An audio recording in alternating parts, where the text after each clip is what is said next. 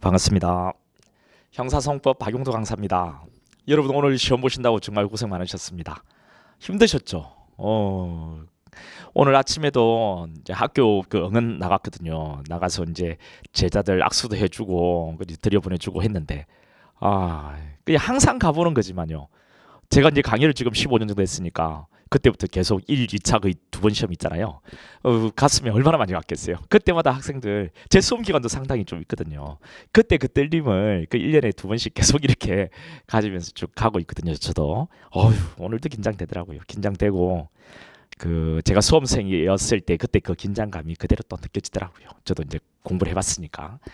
여러분 고생 많으셨어요. 정말 고생 많으셨고 저도 이제 선배 어찌 보면 저도 이제 시험에 있어서는 선배잖아요. 해봤던 그 경험이 있어서 여러분이 오늘 얼마만큼 또 힘든 하루였을까 이제 이런 생각이 좀 들어요. 또 지금은 또 여러 가지 어떤 감정들이 복잡하다는 게 온다는 것도 알거든요. 지금은 성적을 아예 뭐 잘 받은 친구들 얼마나 이제 또 즐겁겠어요, 그죠? 그 다음 또 2차, 3차 시험이 있으니까 그 시험 준비한다고 여러 가지 이제 생각을 많이 하실 거고요, 그죠? 정말 축하드려요. 예. 그리고 또 이제 정말 아슬아슬하게 어떤 과목이 점수가 좀 낮게 나왔고 어떤 과목이 좀 높게 나와서 전체적으로 합격할지 못할지 지금 이렇게 막 걱정되시면서 이쪽 저쪽 알아보는 친구들도 또 있을 거예요, 그죠? 저한테도 연락 많이 왔거든요. 그런 친구도 있을 거고. 참고로 이번에는 그 경찰학 이 문제가 이제 조금 어려웠대요. 이야기 좀 들어보니까 또 교수님 이야기를 들어보니까 한 80점, 85점 정도가 합격 점수가 아닐까 이런 예상을 해보시더라고요. 우리 어려웠다는 이야기들이 학생 이야기들 많고요. 영어는 뭐 통계적으로 어렵다고 하잖아요. 그리고 이번에도 영어가 어려웠다라고 이야기를 하네요. 그리고 그런 것들을 혹시나 지금 제가 그 과목은 아니지만 그쪽 과목에 이제 교수님들이 또 설명하시겠죠. 그러니까 이제 전체적으로 이 이야기 하다 보니까 잠깐 나왔네요. 그래서 어떤 과목이 좀 어려워가지고요. 또 이제 그런 친구도 있을 겁니다. 이제 그런 친구들은 일단 좀 기다려 보셔야 돼요, 그죠? 어떻게 나왔는지는 또 한 과목이 좀 낮게 나와도 다른 과목이 또 전체적으로 높게 나오면 또 될 수 있잖아요. 그러니까 좀 기다려 보세요. 오늘은 이런 생각하지 마시고 조금 이제 쉬셔도 돼요, 오늘은. 그리고 또 이제 이 친구들이 제일 좀 안타까운 친구들이고 들이긴 한데 열심히 했는데 점수가 조금 이제 자기가 원하는 만큼 그리 나오지 않아서 이번 시험은 좀 어렵겠다라고 생각 드는 친구들 있잖아요. 그리고 뭐 아예 처음 이제 지금 준비해 나가는 친구들이야 이제 그 다음을 준비하시면 되지만 공부를 했는데 이제 내가 원하는 만족할 만한 점수가 나오지 않아서 이번에 좀 안 되겠다라고 생각하는 친구들이 제일 아쉽긴 해요. 이런 친구들일수록 지금은 쉬세요, 여러분들. 쉬시고 그동안에 열심히 오셨어요. 그러니까 쉬세요.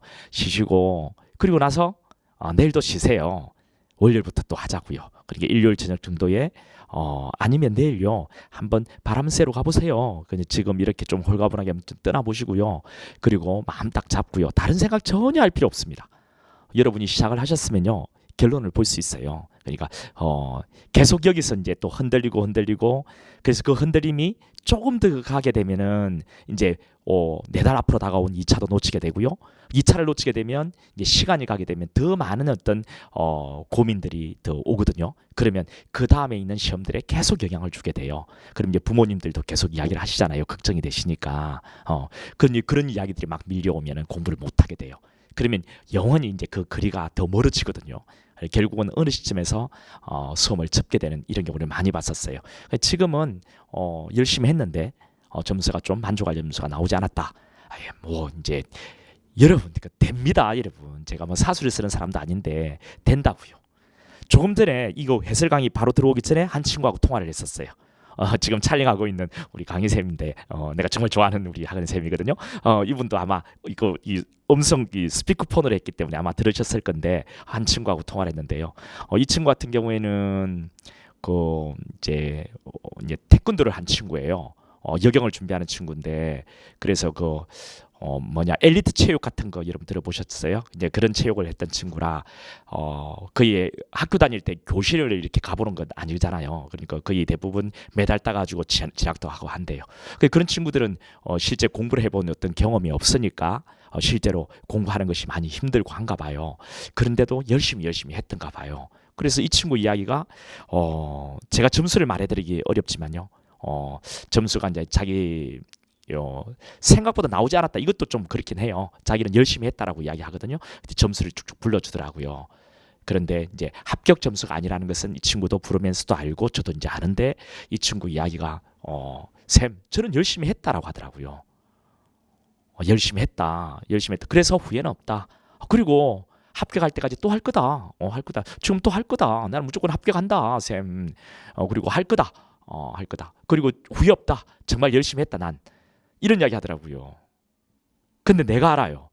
이 학생이 얼마나 열심히 하는지를 알거든요. 그래서 저한테 미안하대요. 근데 내가 더 미안하더라고요. 이게 그건 우리들의 이야기니까 지금 이 이야기까지 나가지 않고 이야기한다면 바로 이런 태도가 여러분에게 필요한 것이라 생각돼요. 이 친구를 저는 뭐 상당히 어찌 보면 내 딸 같아요. 딸 같은 친구인데 그 태도가 너무 마음에 드는 거예요. 틀림없이 합격을 하고요. 합격을 하고 이 친구는 틀림없이 합격을 해요. 그리고 너무 이제 마음이 좋고 짠하고 그렇더라고요. 이와 같은 친구들이 있다면 여러분들이 열심히 하셨는데 만족한 점수가 나오지 않았다면 방금 이 친구와 같은 마음을 먹었으면 좋겠어요. 그리고 열심히 하셨잖아요. 열심히 하셨는데 뭐가 그렇게 자기를 책망하고 고민할 필요가 뭐가 있어요. 다음번에 이 노력에 더해서 내달 뒤에 시험이 있거든요. 그 시험에 또 점수를 좀 더 올리시면 되잖아요. 그리고 거기서 만약에 또 부족했다. 정말 열심히 했는데 또 부족했다. 이거 뭐 제가 망발을 하는 건 아니에요. 혹여나 좀 부족했다. 그러면 또 좀 더 올리시면 되잖아요. 인생에 있어서 제가 조금 더 이런 모델을 많이 살아봤잖아요. 훨씬 많이 살았네요. 그죠? 근데 지나고 나면요. 내 다른 큰 문제가 생기잖아요. 이건 있는 것 같아요. 내 친구들과 저를 봐도 같이 공부를 시작했지만 합격해가지고 지금 뭐 공무원 하는 친구 또는 이제 뭐 검사를 하는 친구 또 저는 이제 사실을 준비했으니까요. 그다음 변호사를 하는 친구들이 막 있는데 아예 합격하고 못하고는 가는 길이 막 다르죠. 그런데 내 친구들 중에서 누가 먼저 변호사가 되고 누가 먼저 검사가 되고 이건 전혀 문제가 안 되더라고요. 누가 먼저 했는지도 지금 판단도 잘 안 서요. 그러니까 합격하고 못하고는 아주 인생에 있어서 아예 가는 길이 다르니까 누가 더 좋은 삶이라고 이야기할 수는 없죠. 근데 가는 어떤 길이 다르죠. 그런데 그 시점의 문제, 누가 먼저 붙고 누가 뒤에 붙고는 그렇게 크지 않더라고요. 그 기간이 심지어 2, 3년 이런 터울이라 하더라도 그게 미미해지더라니까요. 누가 먼저 합격인지도 알 수도 없을 정도로. 그래서 그동안 열심히 하셨고 내가 지금 원하는 나의 어떤 길이 경찰 공무원의 길이다 라고 한다면 자신 있게 움직이세요. 자신 있게 하시고 그냥 훌훌 투세요. 내가 열심히 했으니까 뭔가 자기를 책망하고 그렇게 할 게 아니라 정말 위로해 주셔야죠. 그동안 열심히 하셨는 거 자기 스스로 잘 아시잖아요. 그러면 열심히 했다라고 속으로 다독거려 주세요. 자기 자신도 얼마만큼 지쳤겠습니까? 열심히 한 거는 맞으니까 더 책망하지 마시고요. 자기 자신을 자기 스스로가 위로해 주지 않으면 누가 해주겠어요? 그렇게 해주고 그리고 나서 쉴 때는 쉬어야죠. 또 쉬고 그리고 바로 또 하세요. 하자고요 우리. 그리고 조금 더 해서 점수를 좀 더 올리고 하면 되잖아요.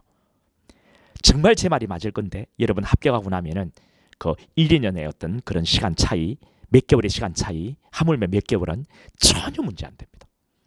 내 장담 큰데.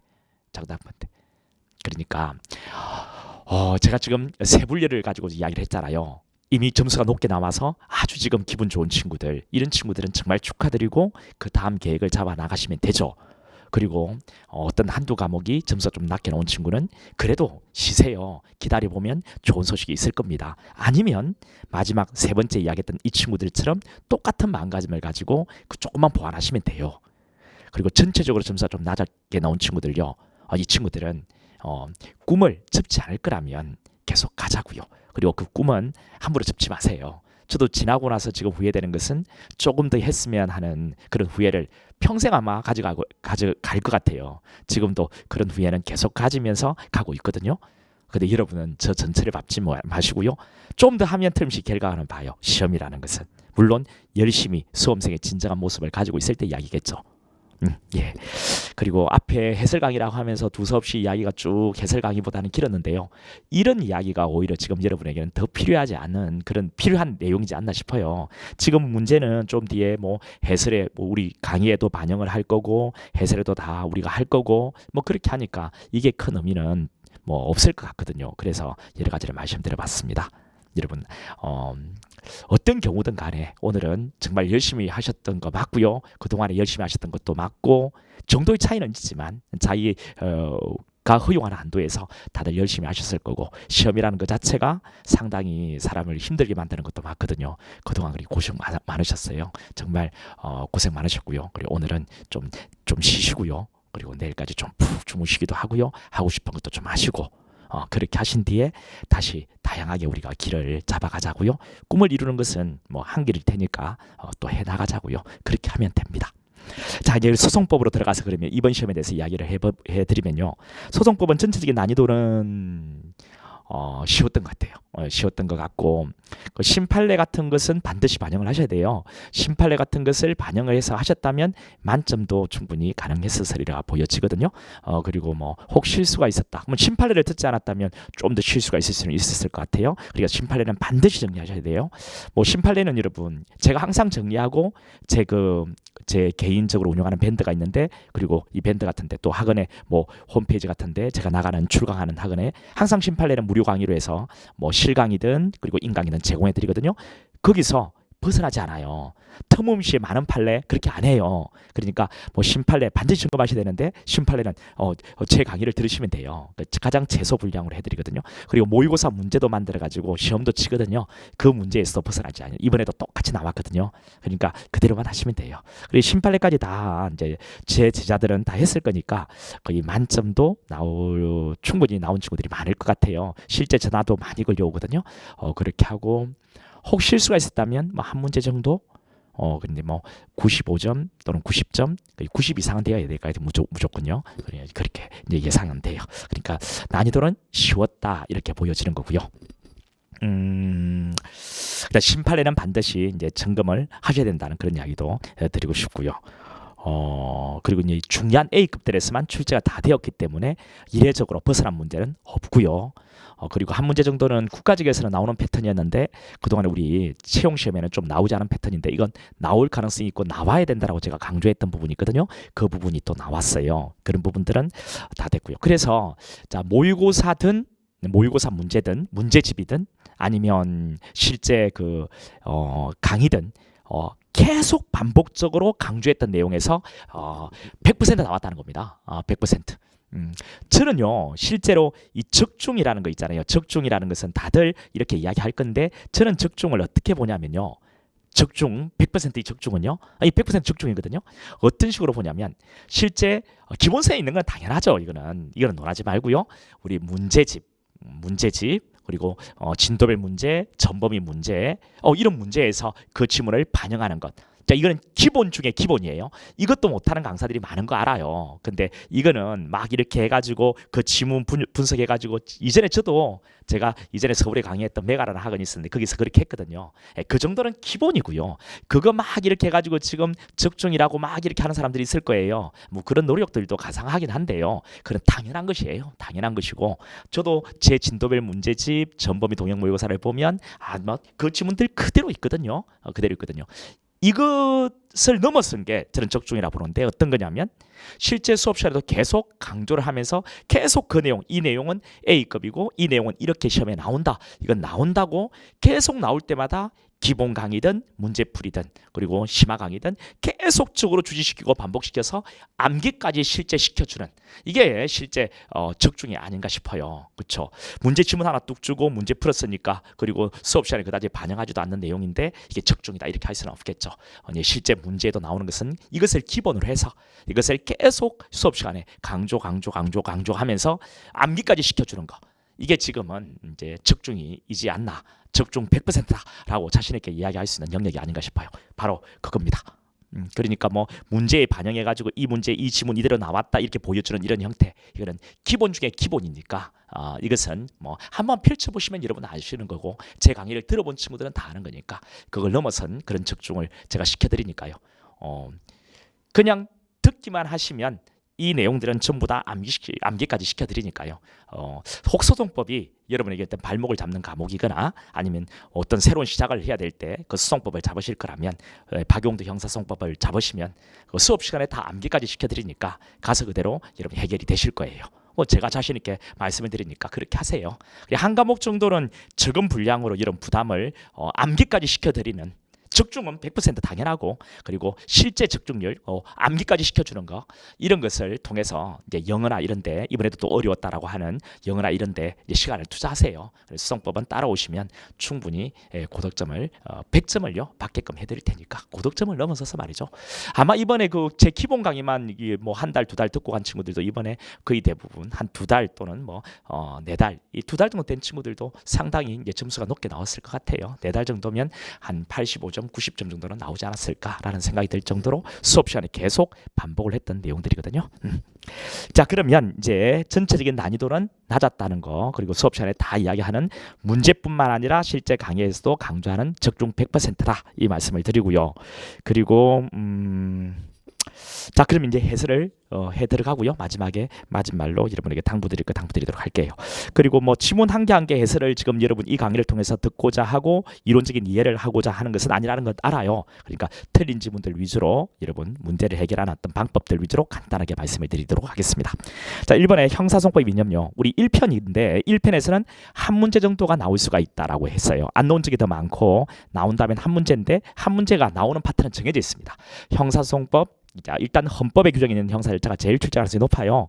헌법에 규정이 있는 형사절차. 이게 아니라고 한다면 형사소송법의 자, 적용범위 이쪽 부분이 아니라고 한다면 형사소송법의 목적과 이념이에요. 이쪽 부분이 나와요. 이 세 개에서 돌아가면서 나오거든요.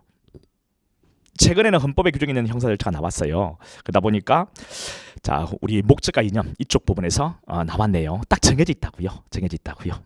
그리고 그 1번에는 답이 4번인데 이 4번이 너무 중요한 것이고 많이 나왔던 거예요. 우리 신속한 재판이라는 것은 이중적인 성격 기능을 갖는다고 했죠. 이중적 성격, 피고인의 이익을 보호한다는 측면.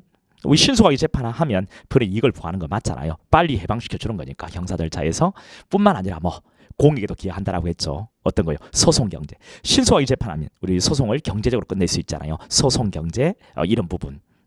자, 공익에도 기여를 하는 이중적 성격 기능을 갖는다. 그런 이야기죠. 근데 4번은요. 거기에 보면 피고인의 이익을 보호하기 위해 인정된 원칙이 뭐로 실제 진실 발견, 소송 경제, 재판에 대한 국민의 신뢰를 위해서 작동하여서는 안 된다라고 했으니까 틀리죠. 이런 경우에도 작동을 하는 거예요. 그래서 이중적 성격 기능을 갖는다라고 이야기하는 것이죠. 됐죠? 나머지는 다 옳고요. 그다음 2번 문제 같은 경우에는 다음 설명 중 가장 적절하지 않은 것을 고르라 이렇게 되어 있는데 이게 4번입니다. 자, 1번 문제도 되게 쉬웠고 2번 문제도 되게 쉬운 문제예요. 자, 2번 문제 같은 경우는 여러분 4번이 답인데요. 이거는 막 가장 기본적인 형태죠, 그죠? 검사가 작성한 피해자 신문조서라고 했습니다. 검사가 작성한 피해자 신문조서는 두 가지로 나뉘어질 수 있죠. 피고인이 된 피해자 신문조서하고 또 뭐 자, 그다음 피고인이 되지 않은 뭐 공범자나 공동피고인에 대한 피해자 신문조서가 있는데요. 검사가 작성한 피해자 신문조서, 피고인이 된 피해자 신문조서는 3일이죠. 1, 2항이죠. 예, 적법한 절차, 실질적 진정 성립, 그리고 특신 상태잖아요, 그죠? 그다음 공범자나 공동피고인에 대한 피해자 신문조서는 적법한 절차와 방식에 따라 작성된 조서, 그리고요 실질적 진정 성립, 그다음 기재 내용에 대해서 원진술자를 신문할 수 있었던 때, 즉 반대 신문의 기회 부여, 그리고 마지막 특신 상태잖아요, 그쵸? 그리고 우리 그 사경이 작성한 피해자 신문조서는 어떻게 돼요? 자기 것이든 뭐 공범자나 공동피고인 것이든 사경이 작성한 피해자 신문조서는 적법한 절차 방식에 따라 작성된 조서로서 피고인 또는 변호인의 내용 인정이잖아요, 그죠? 여기 이제 내용 인정 나왔습니다. 내용 인정 나왔고, 근데 검사가 작성했다 했으니까 바로 틀리죠. 4번이죠. 그래서 제가 이런 이야기도 뭐 계속 강조하는 내용이거든요. 한 번 강의를 들으면 수도 없이 반복을 하기 때문에 내용 인정이라는 거 나오면 사경 피해자 신문 조서라고 되어 있는지를 봐라. 문제를 푸는 요령이에요. 앞으로도 내용 인정돼 있는데 혹 사경 피해자 신문 조서가 아닌 다른 게 들어가 있으면 볼 필요도 없다. 다른 부분들은 그 틀린 선택지다 이렇게 해요. 그리고 여러분 박용도 강사의 강의는요, 여러분이 봐야 될 어떤 문장 전체를 이해시키는 것은 기본이고 더 나아가서 이 문장에서 어떤 글자를 통해서 문제를 풀어낼 건지 여러분이 봐야 될 위치 그 글자를 잡아드려요. 그러니까 심지어 내용은 전혀 몰라도 봐야 될 위치를 톡톡 봐가지고 지문을 정오를 체크할 수 있어요. 여러분 문제를 보실 때 몇 번 읽고 이 의미가 뭐지 하면서 문제를 푸시죠. 그런 친구들은 빨리 박용도 강사의 강의를 잡으세요. 여러분 그렇게 하는 게 아니에요. 객관식은. 자, 어떤 지문이 나오면 봐야 될 글자 위치들이 있어요. 그 위치를 딱딱 보고 점검을 해서 정오를 체크하는 거예요. 그 문장 전체를 계속 반복해서 읽고 의미를 떠올리고 그러고서 정오를 체크하는 게 아니에요, 여러분. 그렇게 지금까지 배우셨다면 그 강의가 잘못된 거예요. 객관식은요. 자, 어떤 지문이 나왔을 때 이 지문 이 글자하고 이 글자가 반드시 나오는 글자가 있거든요. 바꾸는 표현도 정해져 있어요. 이 글자를 통해서 정오를 체크하는 거예요. 그러니까 이 지문의 의미를 몰라도 문제를 풀 수 있는 거예요. 물론 의미까지도 설명을 다 해드리지만 그것만 가지고도 문제를 풀 수 있다고요. 방금 이것도 제가 어떻게 강의하느냐면요. 내용인자라는 글자가 딱 보인다. 그러면 사경으로 돼 있는가 이걸 비교해 보라고 해요. 근데 검사로 돼 있잖아요. 바로 틀린 선택지예요. 이게 답인 거죠. 자, 3번 문제입니다. 접견교통거리에 대한 설명으로 가장 적절하지 않은 것은 이라고 되어 있어요. 자, 1번에 보면 국가정보원 사법경찰관이 경찰 유치장에 구금되어 있던 피해자에 대해서 의사의 진료를 받게 하기 위해서 신청한 변호인에게 국가정보원이 추천한 의사의 참여를 요구하는 것은 수진권을 침해하는 위법한 처분이라고 할 수 있다라고 했네요. 여러분 국가정보원 추천한 의사의 참여를 요구하는 것이 수진권을 침해하는 위법한 처분이다. 아니죠, 그죠? 수진권을 침해하는 건 아니죠. 우리 수진권 진료를 받게 할 권리 있잖아요. 이거 진료를 방해한 건 아니잖아요. 이게 수사기관이 지정한 의무관할 참여를 요구한 것이잖아요. 진료를 방해한 건 아니잖아요. 그리고 수진권을 침해한 것 아니죠.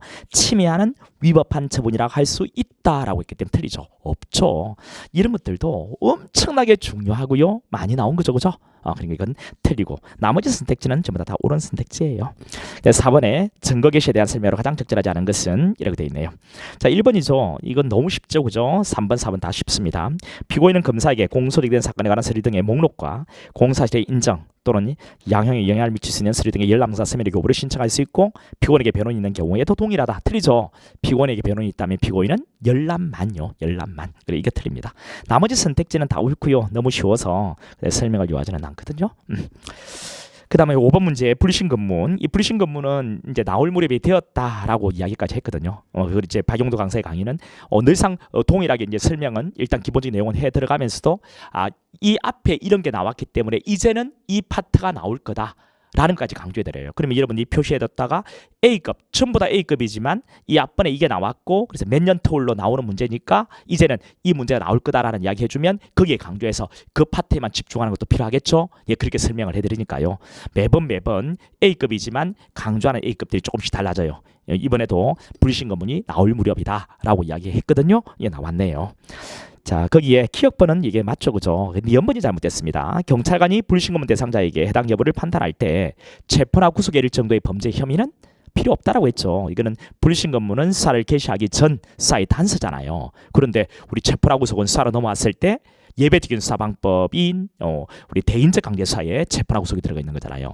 수사를 개시하기 전에 어떤 범죄 혐의가 수사로 넘어왔을 때 예배적인 수사 방법인 대인적 관계사적 체포나 구속에 이를 정도의 범죄 혐의가 필요한 것은 아니겠죠, 당연히.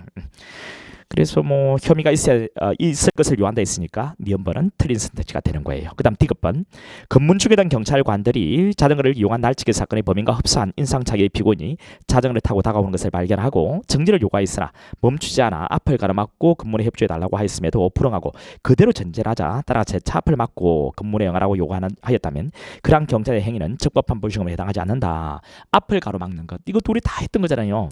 사회통념상 용인될 수 있는 상당한 방법으로 정지시키는 거 가능하죠. 그게 어떤 방법이라고요? 앞을 가로막는 방법이다라고 했죠. 됐죠. 그래서 니은티귿 이게 틀리고요. 나머지는 다 옳아요.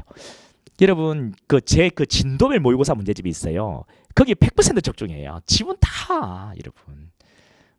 진도별 모의고사 문제집이 있거든요. 500문제 가까이 돼요. 여러분 그 회차가 21회 정도 되거든요. 그리고 이제 심화로 분류되는 문제들도 있어요. 100% 지문이 똑같이 나와요, 여러분. 그러니까 그렇게 하고요. 동영은 이제 20문제 감으로 하는 거고 진도별 모의고사랑 각 진도별로 있는 거죠. 이런 지문들이 그대로 다 있다고요. 그러면서 강의를 할 때도 계속 누적적으로 반복적으로 해서 암기까지 시켜드리니까요. 그냥 믿고 따라만 오시면 4달 정도라 하더라도 그동안 공부했던 친구들이면 4달, 처음 하는 친구들이면 한 6달 정도 이렇게 해서 여러분 암기까지 시켜드리고 여러분 수업만 듣는 걸로도 여러분 따로 하지 않아도 제가 다 만들어 드릴게요. 이는 다 했던 내용들이거든요. 6번에 비여자신문에 관한 설명으로 가장 적절한 것이 뭐냐라고 되어 있습니다. 그러니까 2번이죠. 그리고 1번은 뭐가 잘못됐냐면요. 우리 구속영장이 가지고 있는 기능 이야기했죠. 구속영장이 가지고 있는 기능은 뭐 조사실의 어떤 출석이라든가 구속이 돼 있으니까 조사할 게 있으면 조사실에 바로 데리고 가는 거죠. 그 다음 기소가 됐으면 법정에서 재판하는 날에 구속돼 있으니까 바로 데리고 가서 재판받게 할 수 있는 거잖아요. 나중에 형이 확정되면 지금 구치소에 구속돼 있으니까 바로 집행으로 넘어갈 수 있겠죠. 이런 것을 하기 위한 게 바로 구속이고 구속을 할 때는 구속영장이 필요하잖아요. 그러니까 구속영장이 예정하고 있는 기능에 조사실 출석도 있거든요. 그래서 구속된 자가 조사실에 출석을 거부하는 경우 구속영장 효력에 의해서 조사실에 구인할 수가 있다. 이렇게 되는 거죠. 오케이. 없다 했으니까 틀립니다. 2번은 맞고요. 그다음 3번에 수사기관이 피해자신문을 하면서 정당한 사유가 없더라도 변호인에 대해 피해자는 떨어진 곳으로 옮겨 앉으라 지시를 한다. 이러한 지시에 따르지 않았음을 이유로 변호인 피해자신문 참여권을 제한하는 것은 허용될 수가 없는 것이죠. 우리 정당한 사유가 있으면 참여를 제한할 수 있는데 정당한 사유가 없다라고 했잖아요. 근데 떨어진 곳으로 옮겨 앉으라는 지시, 이런 지시에 하면 안 되는 거죠. 지시에 따르지 않았음을 이유로 피해자 신문 시 변호인 참여권을 제한하는 것은 안 돼요.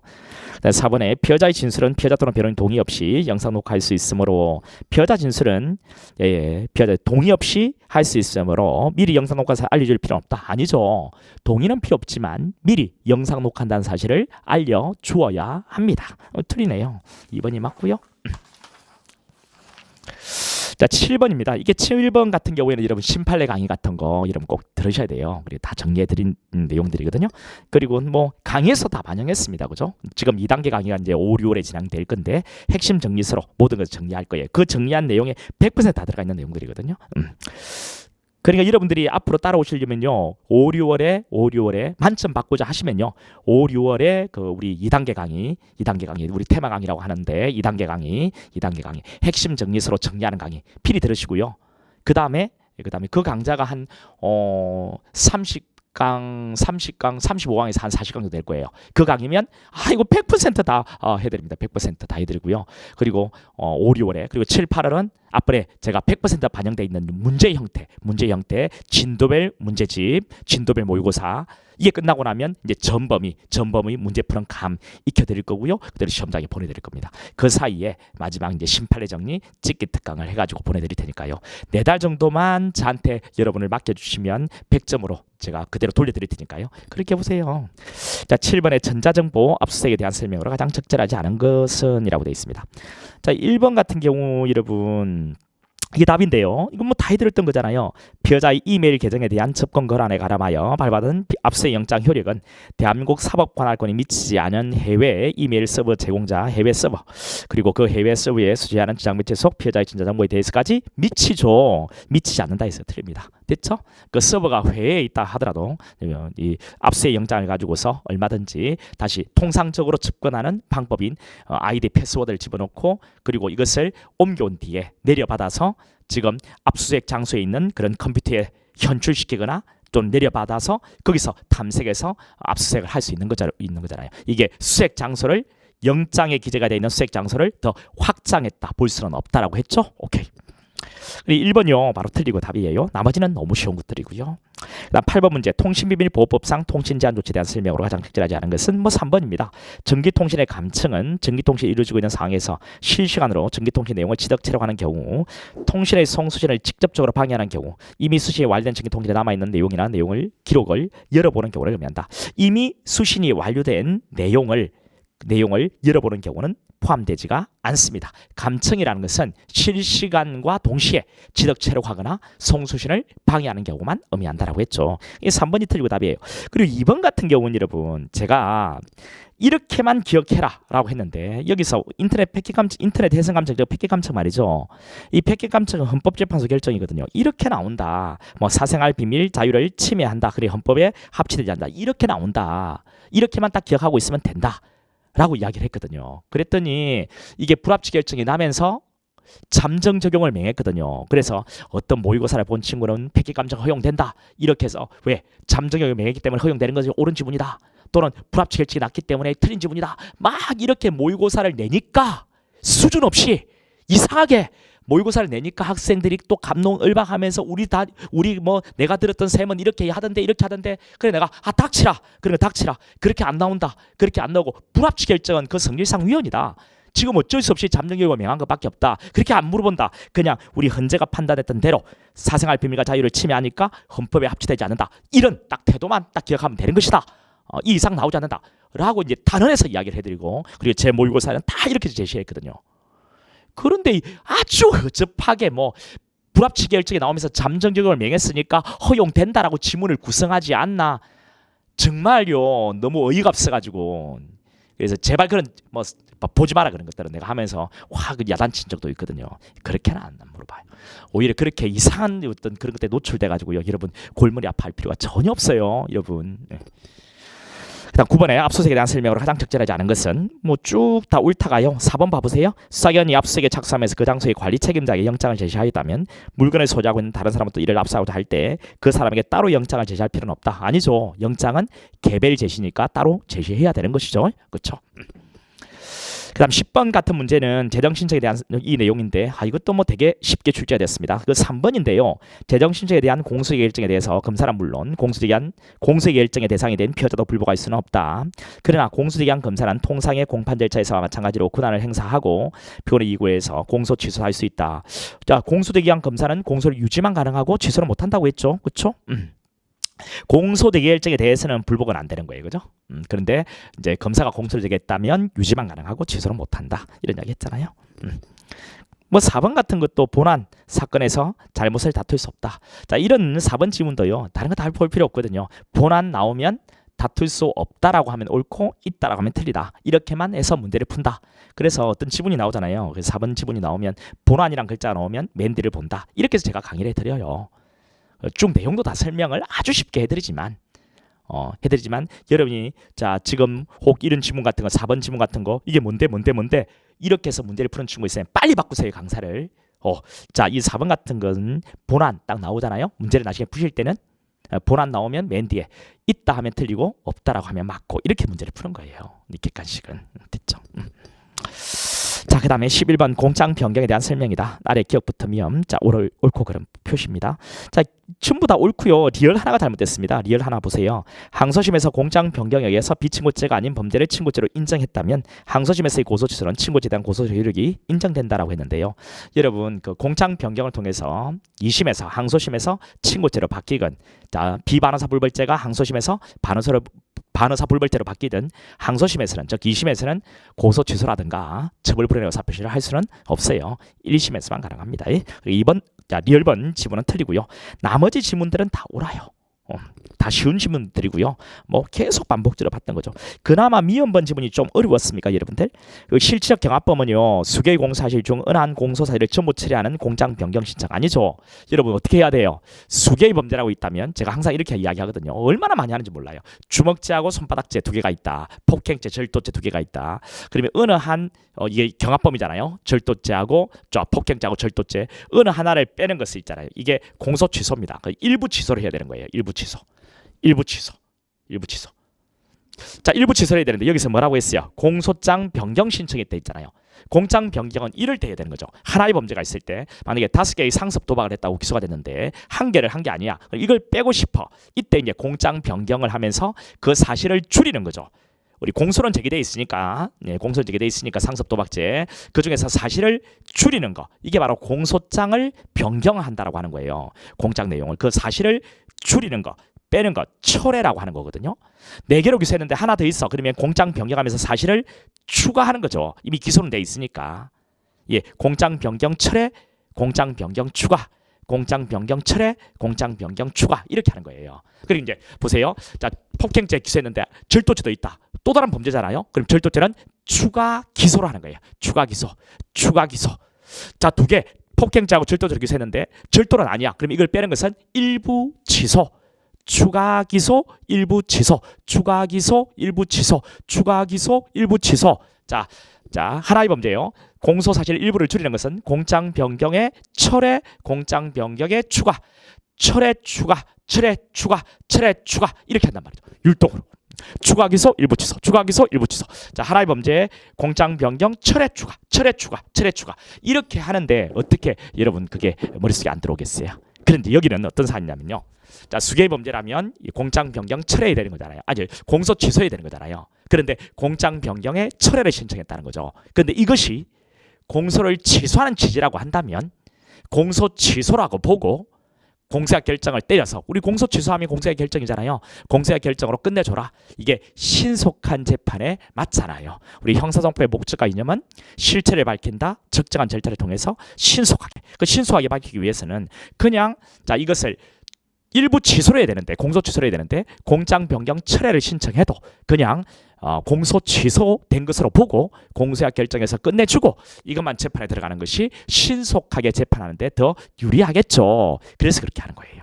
자, 미연본 보세요. 실체와 경황에 있는 수개의 공사일 중 어느 한 공사실 전부를 처리하는 검사의 공장 변경 신청이 있는 경우에 이것이 그 부분의 공소를 취소하는 취지가 명백하다면 법원은 공장 변경 신청을 공소 취소라고 보아서 공소약 결정을 해서 끝내주자. 예, 옳은 질문이죠. 12번입니다. 국민참여재판이요. 이거는 여러분 1번 잘못됐다 그지?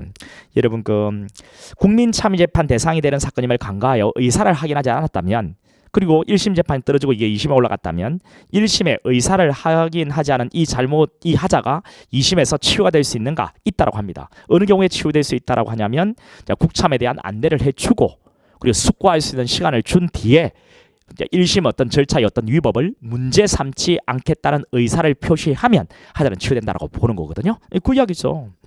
하자는 치유되지 않는다 해서 틀리죠. 그 다음 2번은 맞고요. 그 다음 3번은요. 배심원의 편결은 저런 의견 일치하여 하므로 저런 의견 일치하지 않은 때에는 새로이 배심원단을 구성하여 아니죠. 만장일치가 아니라면 심리에 관한 판사의 의견을 듣고 그리고 나서 다수결로 편결하는 거예요. 자, 거기에 만장일치가 아니라면 저런 의견을 일치하지 않으면 저런 의견을 일치하지 않을 때 배심원단을 새로이 배심원단을 구성한다 이렇게 되는데요. 이거는 미국은 그렇게 하는 것 같아요. 근데 우리나라는 그렇게 하지는 것 아니거든요. 심리에 관한 판사 얘기는 무조건 들어야 되고요. 듣고 난 뒤에는 다수결로 편결하는 거예요. 그죠? 그래서 3번 틀리고요. 그 다음 4번에 국민참여재판의 피고인이 공판장에서 자백한 경우에 법원은 그 공사실에 한해서 우리 국참의 경우에는 간이공판 넘어갈 수 있어 없어? 없죠. 여러분. 왜? 간이공판의 경우에는 증거조사가 상당한 방법으로 바뀌어요. 간단하게. 그러면 직업법관들은 간단한 방법으로 증거를 조사해도 그 증거 내용을 알 수가 있어요. 왜? 전문가니까. 근데 일반 국민은 재판 초짜 아니에요. 그쵸? 그러니까 간단한 방법으로 증거를 조사했을 때는 그 증거가 어떤 증거인지 알기가 어려운 것이거든요. 됐죠? 그래 간이공판 안 된다고 했잖아요. 그다음 13번 보석제도에 관한 문제인데 이거는 뭐 여러분 얼마나 많이 반복했는지 몰라요. 이제 3번이 잘못됐죠. 우리 보석 결정하기 전에 검사에게 물어라라고 돼 있고요. 검사는 지체 없이 의견을 표명하도록 돼 있습니다. 그런데 이런 검사의 의견 청취 절차는 보석 절차에 있어서 본질적 부분이 되는 게 아니라고 했죠. 즉 중요 부분이 아니란 말이에요. 그래서 검사 의견을 듣지 않고 보석한 결정을 했고 이 결정이 적정하다면 이미 한 결정을 취소할 수가 없다라고 하는 거죠. 그렇죠? 오케이. 자, 취소할 수 있다 했으니까 틀리고요. 그 다음 14번에 자백에 대한 설명으로 가장 적절하지 않은 걸 묻고 있는데 4번입니다. 피고인의 자백에 임의성이 없다고 의심할 만한 사유가 있다면 그 임의성이 없다고 의심하게 된 사유와 피고인 자백 사이에 인과관계 여부를 불문하고 그 자백의 증거 능력이 부정된다라고 했는데 이건 어때요, 여러분들? 이거 틀리죠. 여러분 고문 등 임의성을 의심스럽게 하는 사유와 그리고 자백이 있어요. 근데 이 둘 사이에 인과관계가 없어요. 그러니까 임의성을 의심스럽게 하는 사유, 고문 등도 있었단 말이에요. 고문도 있었단 말이에요. 그리고 자백도 있는 거예요. 근데 이 둘 사이에 인과관계가 없어요. 그러면 이 자백은요, 이 고문을 통해서 나온 거 아니잖아요. 그럼 이 자백은 뭐냐? 임의로 한 자백 아니겠는가라고 이야기하는 거예요. 그래서 증거 능력이 인정된다라고 이야기하는 겁니다. 그래서 우리 판례는 자 임의성을 의심스럽게 하는 사유와 자백 사이에 인과관계가 필요하다라는 입장이 되는 거예요. 됐죠? 그래서 인과관계 여부를 불문하고 부정된다 했기 때문에 틀리죠. 인과관계 없다면 증거 능력이 인정되거든요. 그다음 15번 그 사진 및 영상 녹화물 증거 능력에 대한 설명이라고 되어 있습니다. 이것도 너무 쉽죠. 3번이 잘못됐죠. 이게 뭔데? 여러분 제가 문자 메시지 이런 이야기 할 때요. 여러분 정보통신망 이용 촉진 정보에 관한 법률인데 정보통신망을 통해서 공포심 유발하는 것을 반복적으로 상대방이 도달케 하는 행위 이걸 처벌하고 있는 거예요. 휴대전화기에 전화의 문자 정보 이 촬영한 사진요. 자 이것은 휴대전화기의 대용물이거든요. 휴대전화기는 범행의 수단입니다. 그죠? 이거는 진술 증거가 아니란 말이에요. 그러니까 전문법칙이 적용되지 않아요. 획득 과정이 적법하면 즉 위수정만 통과하면 증거로 쓸 수 있는 거예요. 그렇죠. 그러니까 여긴 뭐 전문 증거가 아닌데 성립 및 내용의 진정을 부인하면 증거력이 부정된다라고 했기 때문에 틀리죠, 여러분.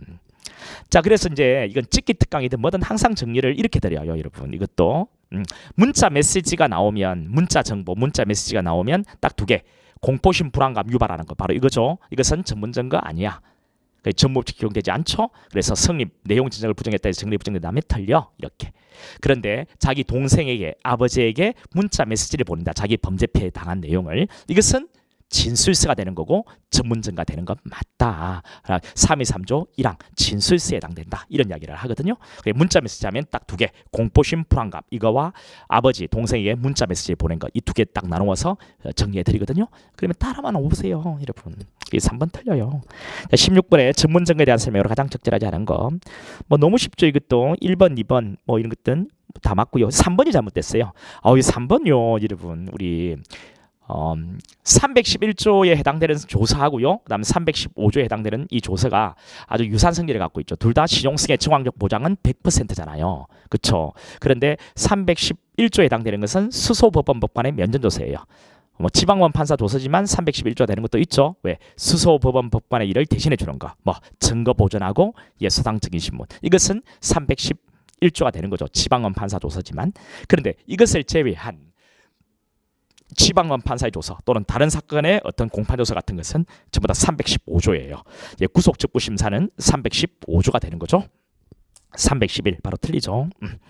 자, 17번 증인신문에 대한 설명인데요. 그 기억번에 형소법 657조에 따라 재판장은 증인이 피고인의 면전에 충분한 짓을 할 수 없다고 인정될 때 피고인을 퇴정하게 하고 증인신문을 진행할 수 있으며 이러한 경우 피고인의 반대 신문권 배제할 수 있다라고 했는데요. 일시 퇴정의 경우에도 반대 신문권은 제한될 수는 없는 거예요.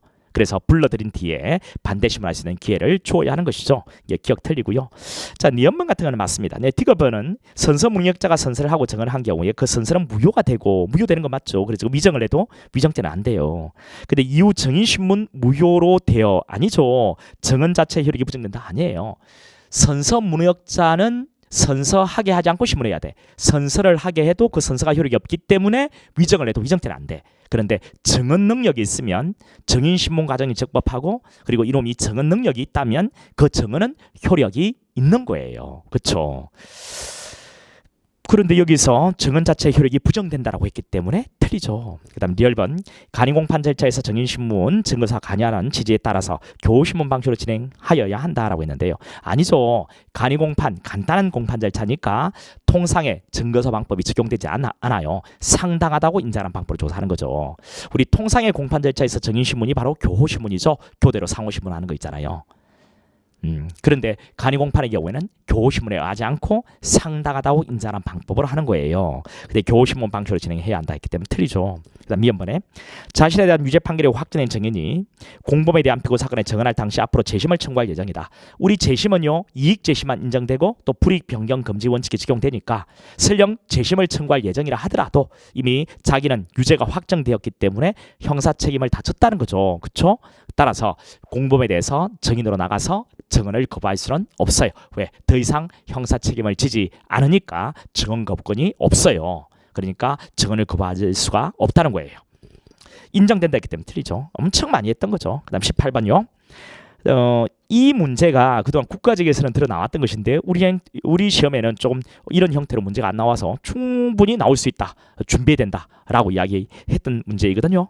자, 공판 심리 중 위헌 결정. 자, 위헌 결정, 불합치 결정 무죄야. 이렇게 알아 있죠? 그건 답이네요. 그죠? 2번은요. 소년법 나오면 이거는 공기판이잖아요.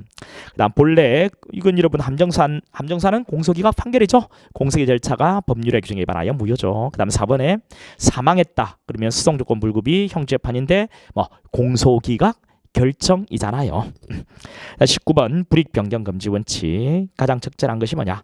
자, 1번이 여러분 잘못됐어요. 여러분 음, 자, 상고를 했는데 그 상고심에서도 불이익하게 못 바꾸죠. 이게 피고인만 상고를 제기했다면. 근데 상고심에서 항소심 재판을 파기해서 원심 판결을 파기해서 다시 자 항소심으로 환송한 경우에도 똑같이 불이익 변경 금지 원칙은 적용되죠.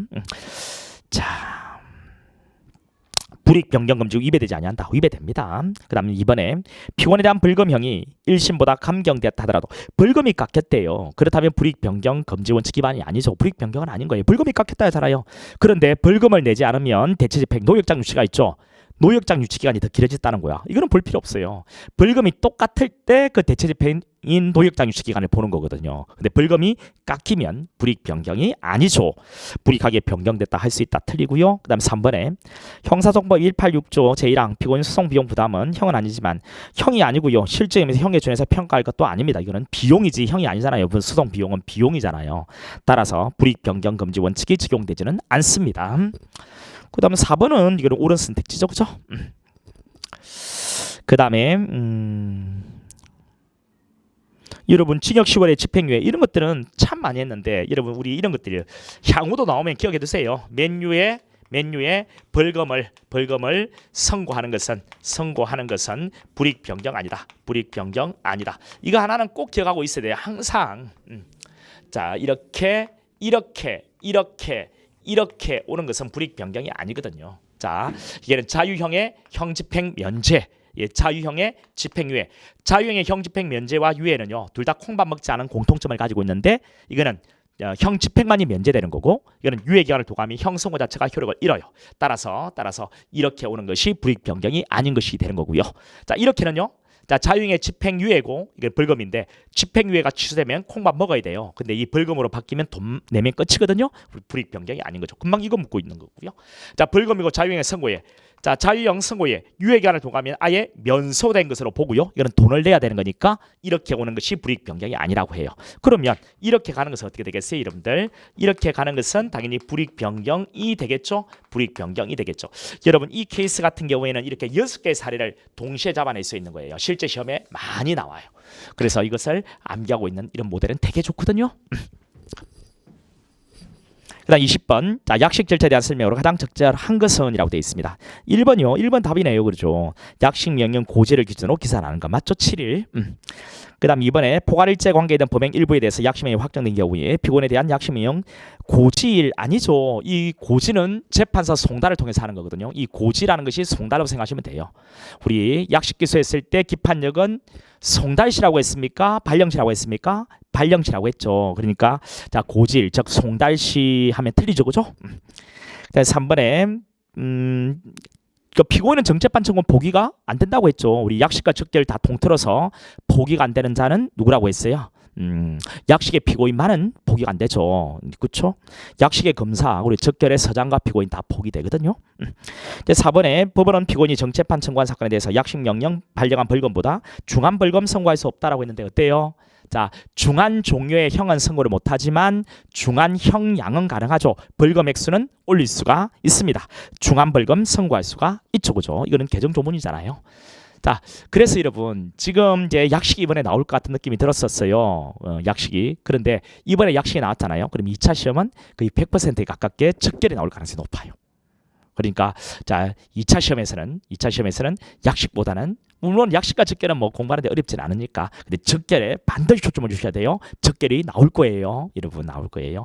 그리고 2차 시험에서는 여러분 재심도 나올 거예요. 그러니까 재심, 적결 이런 것들은 나올 거니까 준비를 해 두셔야 돼요. 이렇게 이번 시험이 이렇게 나오면 다음 시험은 어떻게 나올 건지까지 예상을 해서 그렇게 하면 거의 요즘에 제가 뭐 이 느낌이 아주 좋거든요. 원래 뭐 과학적인 근거에 입각해가지고 하는 거니까요. 아마 그 2차에는 재심 그리고 적결 이런 것들이 나올 거예요. 그래서 이제 강의 A급들을 똑같이 설명해 주더라도 그 다음번에 다음 회차의 시험에는 이런 부분이 나올 거다라는 것을 정확하게 해서 더 강조를 해서 설명해 드리거든요. 그리고 계속 반복해 드리니까요. 전혀 뭐 고민하지 마시고 수성법은 저와 함께 하시면 양을 많이 하게끔 해서 100% 적중시키고 또 수업 시간에 계속 반복해서 암기 시켜드리는 게 아니고요. 적은 양을 가지고서요. 다른 과목에 전혀 시간 다른 과목에 시간 드려야 되니까 뭐 필수 과목에 거기 시간 뺏기지 않는 선에서 그쪽 부분에 충분히 시간 할애할 수 있도록 그렇게 제가 해드릴게요. 그래서 수동법은 제가 맡고 있으니까 저한테도 뭐 여러분들이 적은 시간을 들여가지고 고득점 하면 뿌듯한 일이니까요. 그렇게 드릴게요. 그래서 이제 혹시나 이제 부족한 친구들은 이제 저하고 같이 2차 시험을 한번 준비해 보도록 해요. 그리고 오늘 이제 마지막인데요. 시험 본다고 정말 수고 많았고 쭉 문제를 보면 이번 문제는 난이도는 쉬웠어요. 그리고 뭐 계속 쉽다는 보장도 없으니까 우리는 기본적으로 준비해야 될 내용들은 다 해야 되거든요. 그리고 오늘은 마지막으로 수고 많았다는 말 드리고 싶고요. 그리고 오늘은 푹 쉬시고 내일도 여러분 좀 하고 싶은 거 좀 하셔도 돼요. 그리고 우리 다시 이제 기운 내서 다시 또 가야 될 친구들, 우리들 가야 될 길이 또 있잖아요. 또 2차를 준비하는 친구들은 2차로 가야 되고 다시 1차를 준비하는 친구들은 4달밖에 남지 않았거든요. 또 열심히 한번 해보도록 해요, 우리. 그리고 꼭 어떤 형태든 언제든 꼭 꿈은 이루자고요. 꼭 이루어집니다. 그건 제가 장담하거든요. 저처럼 조금의 후회를 가지고 살지 않으시기를 그렇게 바라요. 자, 수고했고요. 오늘 해설 강의 모두 마치도록 하겠습니다. 수고하셨습니다.